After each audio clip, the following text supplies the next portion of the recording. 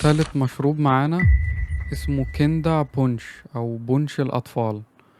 لو رحت أسواق الكريسماس في ألمانيا هتلاقي مشروب بيملى المكان بروايح القرفة والبرتقال، اسمه كندا بونش أو بونش الأطفال، وده المشروب الحلال اللي الكل بيشربه هناك.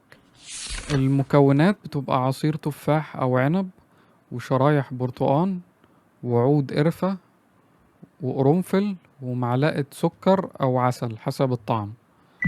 طريقة التحضير: بنسخن العصير في حلة من غير ما نسيبه يغلي، ونضيف البرتقان والقرفة والقرنفل، بعد كده نسيبه يتنقع 10 دقايق على نار هادية عشان ياخد الطعم، ونصبه في كوبايات ونشربه سخن.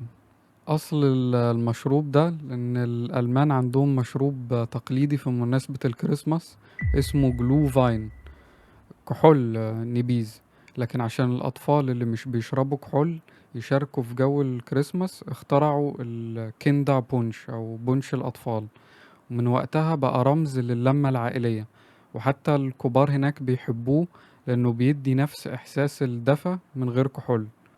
عشان كده بيقولوا بالألماني geteilte Freude ist doppelte Freude، يعني الفرحة اللي بنشاركها بتتضاعف.